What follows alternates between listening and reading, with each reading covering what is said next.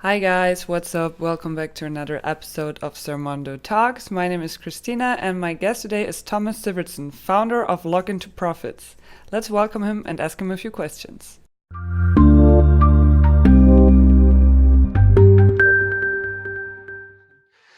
So I'm here today with Thomas Syvertsen. He's based in Las Vegas and it's, I think, 1 a.m. right now there. So kudos to you that you took the time that late in the night.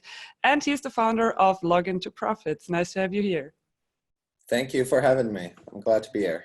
So in one sentence, what is Login2Profits? We're a full service Amazon agency. Do you have your own experience with Amazon FBA? I never sold myself, but my account manager that works for me has sold for 7 years. And how long has your agency been around for? Since of March 2018. And what kind of services do you offer? We do PPC management. We do total account management. We do listing optimization jobs. We do photo shoots, anything related to Amazon related product launches, stuff like that. Which of those services is your favorite to perform? Well, I'm the PPC expert per se, so that's my bread and butter. The agency kind of grew organically, so I added on other services as clients were asking for them. And when I didn't have that expertise, I hired other people. So for example, our photographers, he does photography for our large clients, and so I just work with people that I kind of ran into, during my career. And that's kind of how the agency grew from just PPC to full service. Awesome. And in your own words, how would you say do you help Amazon sellers make more money on Amazon? I would say, we try to kind of fill in the gaps where they're weak. So, we don't want to sell them every service we have, but it's like, I feel like you need to be strong on your listing quality, your PPC, your product, your pricing, all these things. We try to identify where the clients are weak and try to fill in the gaps. But generally, we get people more sales with marketing strategies and especially large PPC campaigns, because that's, I think, the fastest way to really increase your sales on Amazon. As you know, there are a lot of agencies out there, also a lot of black sheeps, but what would you say makes you different from all the other agencies? Well, I would say, it's our experience. Like I said, I have very experienced people on board. Myself, I don't think you're going to find many people who have managed more ad spend and ad sales than I have. I think I worked on 44 accounts in 2018. And the last one was my job in Florida. And all of those accounts did over $220 million combined. Over 35 million of that was through ads that I managed or created. So yeah, in my heyday per se, I was probably managing around $150,000 a week in ad spend. So it's just experience. It's like, do you want a musician that practices 8 hours a day and, plays 3 concerts a week? Or do you want someone that practices, an hour a week and has a concert every year? So, it depends what you need. I'm not for everybody, but, if you're doing $1 million or more, you should definitely look into getting an agency or PPC manager. You just mentioned that you manage a lot of accounts. Are those clients from all over the world, or do you only see clients in the US? No, I do clients from anywhere. Obviously, if it's Japan or something like that, I don't understand the language, but we can still manage your ads because your auto campaign still discovers the same way, and we rely on bulk methodology. So I don't need necessarily to have an opinion on what the word is, as long as I can see the data and make the appropriate bid changes. So yeah, but I would say, it's mostly US. I would say 90%, 95% of what I do is US, and I have one Canada and one UK account. But those are usually for bigger sellers. So yeah. Could you name 3 things that your clients say about you and your work? Um, I would say the biggest compliment I got was I guess maybe from who is my largest client now. He said that it was very good that we were able to increase the sales year over year. But he said the most positive was that they were able to reduce their A costs and while growing the sales. And I think that's pretty unique. I think anyone can achieve an A cost or advertised cost of sale or ROI, but I think the difficult part is to still be able to grow it and get more orders out of the same kind of restriction, let's say. And how does the process of working with you look like? Do you first analyze my account and then give me tips, or what can I expect? Well, for PPC, generally I take a look at the account as a whole. If we see issues with listings or pricing or reviews or something like that, we might, approach that individually. But as far as ads goes, usually I end up by starting to restructure the advertising account and create, matching, advertising names. So your auto matches your manual, ad group names matches and stuff, because that allows you to work in bulk. So now you can do keyword discovery with your auto campaigns and then automatically import all of that into your manuals, without having a messy structure, and you would know, which ASIN it's for. And, so basically I break it down on a very granular level.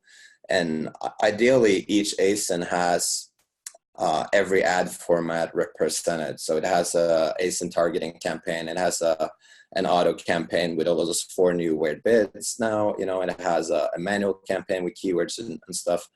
And you could have retargeting if you qualify for that, sponsored brands. So it's sort of just like, you want to just make sure that every ASIN you have is getting the most exposure, and then it will sort of find its own bids and find its own keywords and targets and so forth. So, but if you never kind of build it out in an organized way, it's just hard to get past a certain size, because then management becomes an issue. Then it's messy, and it becomes hard to grow further. And a lot of these clients that I do a lot for, they have thousands of keywords. I mean, that's the only way. You can't have 6 keywords and do 6 million. Yeah. It depends. It depends on the niche, but But yeah. All right. I think you've seen like hundreds of accounts, right? So from your experience, what are the most common mistakes that Amazon sellers do when trying to manage their own PPC campaigns? With PPC, if your ACoS is too high, generally it means your bids are too high. I mean, literally, if you want a quick fix, let's say your ACoS is 60% and you want it to be 30, cut your bids in half. That would probably, it will also cut your ad sales a lot, but, so I would say that's generally like one mistake. So their bids are a little too high, or, they don't have enough keywords. So they have maybe 20, 30 keywords, and then they choose some weird keywords. They're like slightly less relevant, let's say. So I would say relevancy, a little too high bids. And I would say also let your emotions go, like don't lose money on a keyword just because it's your brand name, or, that you got to sometimes just let your ego go and don't have an opinion about what the keyword should be doing, and then instead just react to what it is doing. So if the ROI is bad, you're pretty much forced to reduce your bids. It's just how it is. All right. And when I decide to outsource my PPC management or other services to your agency, and I think that you don't deliver the work that I want you to deliver, how would you handle that situation? Right. Like I said, I need to manage people's expectations, because, when I show them big accounts that I've worked for and stuff, it's not to brag and say, oh, I can do this for you, or I can make your business this big. It really just means we have a lot of experience. And in my experience, the only difference between a large account and a small account is just the number of SKUs it has and what kind of revenue those SKUs are doing. Other than that, the mechanics of it is exactly the same. What was the question again? Sorry, I forgot where I was going. What happens when Amazon sellers are right. So, so obviously, I need to manage their expectations. If not, they can get disappointed, even if I double their sales, if they expect me to quadruple their sales. You see what I'm saying? I try to, give them correct expectations. If they're still unhappy, I mean, they can come to me, they can talk to me. I even return people's ad spend in cases where I know my management fee, generally it's like $2,000 a month and up. So obviously if their ad spend is pretty on the smaller side, it's going to hurt, to pay that $2,000. And if I can discount them $1,000 or even $2,000, and that will save their ROI for that month, I'm willing to do that if we made a mistake.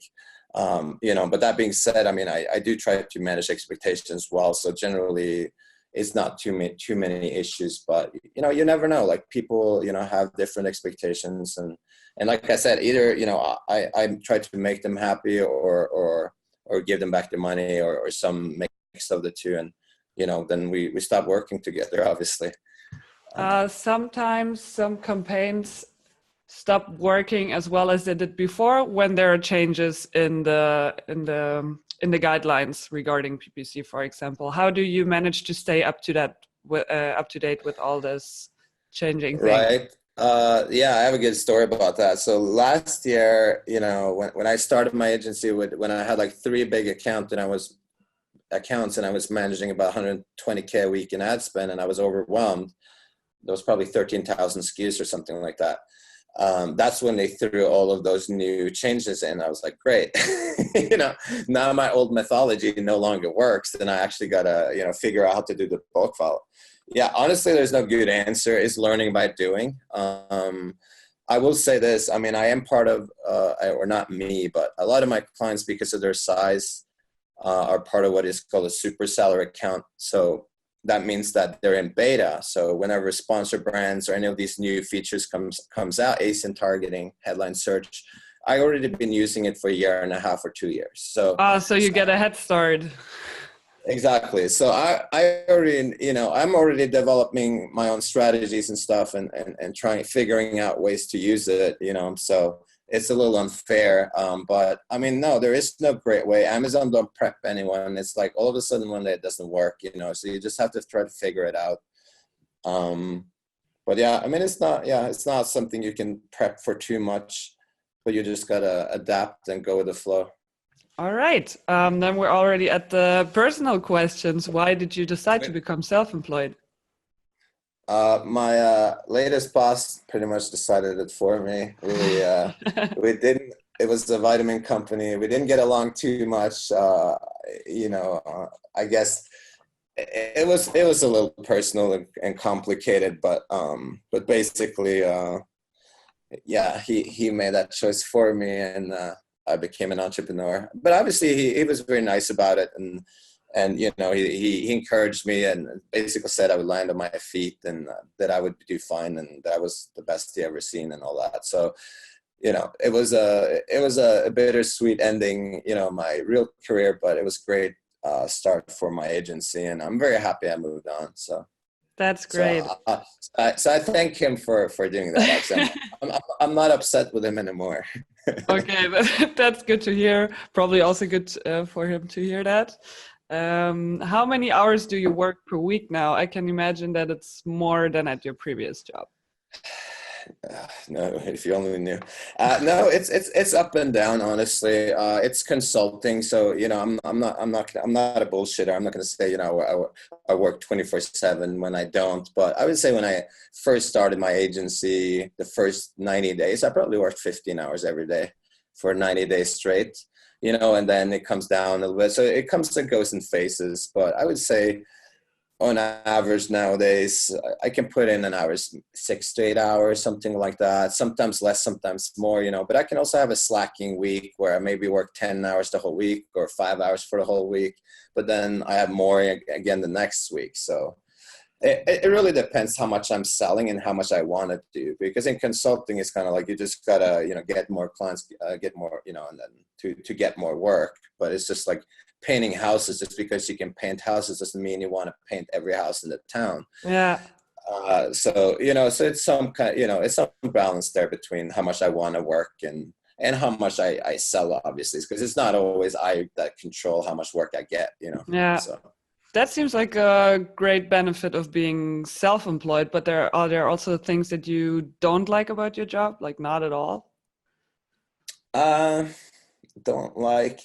No, I like most aspects of it. I like, talking to sellers. I like talking to entrepreneurs. I like working with them. I like, the marketing aspect, making money, business. I think it's all good. There's no, like, I would say maybe, it's when things go or end or things go bad. It's like often I feel like people tend to like, if they're like bitter against me or something like that. And it's just like, I was like, dude, and I guess the worst part, I had some people come after me actually, like after I'm done working with them, and I made them a lot of money, and they're like actively sabotaging my future. And I would say that upsets me a little bit. That makes me a little sad. Um, but not everybody is like that, and I met a lot of great people. So yeah, I'd say it's not nothing that I'm too concerned about. But obviously, I think there's some petty people in the e-commerce space. Yeah, definitely. That's just how it is. If you could have one superpower, which one would it be? Uh, I don't know. Predict the stock market. That would be nice. Then you don't need your agency anymore. Right. Okay, I mean that's a good answer. What about time traveling? If you could travel back in time for, let's say, 5 years, what advice would you give to your younger self? I do that all the time, ironically. I would say to myself, I would say, well, 5 years ago, I would say I was not, doing as well, obviously, as I'm now. I would say, just keep on moving, like you have a direction in your life. You have a sense of direction. You know where you're going. And I would say, keep on going, even when it's tough, That's what I say. And if you could beam yourself anywhere, where would that be? Where's your favorite place in the whole world? Well, I live in Las Vegas, so I mean I come from Norway. It's been a long journey. Like I could be anywhere I want right now because I mean I worked online for over a decade. It's not like this is my first online gig, except that one job I had in 2017, or those two jobs. I've been more or less self-employed for over a decade and traveled and all of that. So yeah, I like it a lot here in Vegas. I'm happy I came here, but I might change my mind if I like it better somewhere else. I'll go there. Like I'm not married to any specific location, and I probably see myself living in multiple places. I want like a ski cabin in Norway, and I want like a house here and a house there, and so we'll see how much we can afford before I retire. Speaking of money, what is the most expensive thing that you ever bought? I bought a Porsche 911 recently. Ooh, nice. So but I spent $10,000 on mods, so on a used car.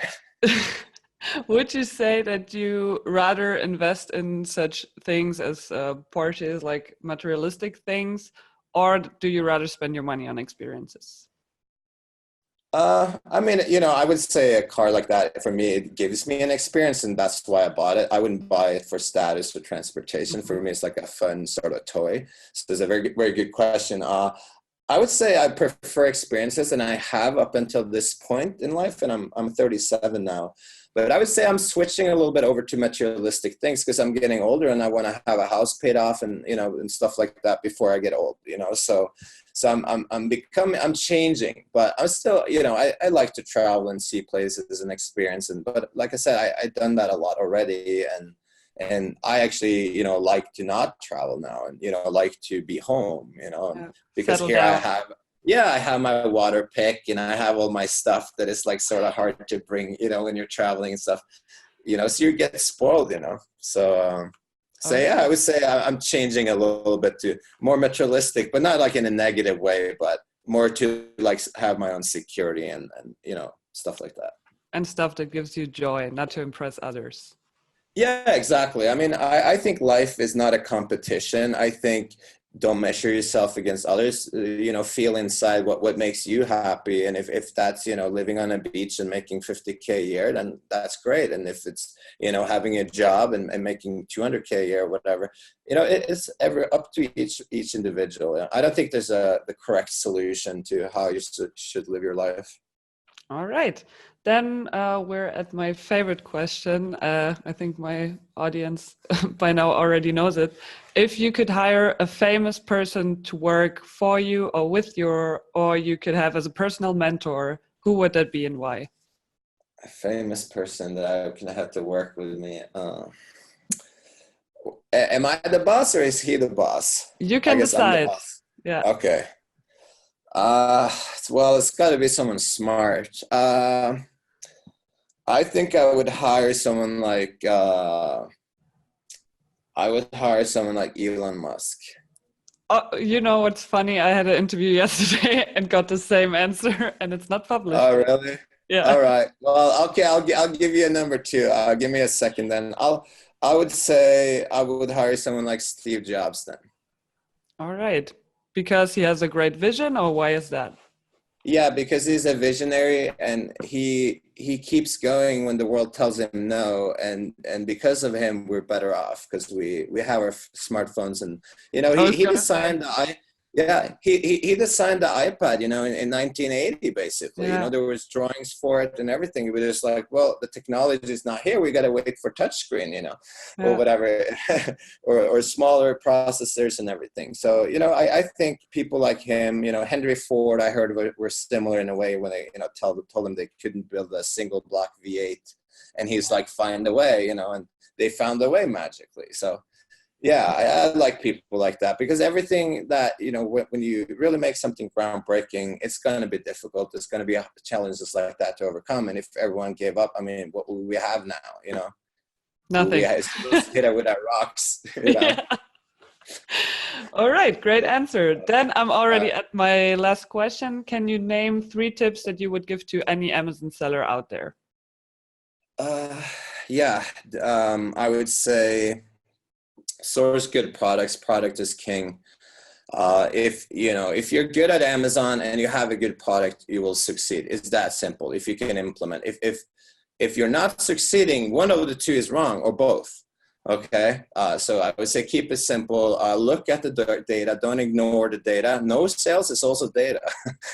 Yeah. It's not like, oh yeah, I did everything they told me in the course. It's not like Amazon is a checklist. In the end of the day, the customer is buying a product. If they don't like it, then, try to change things.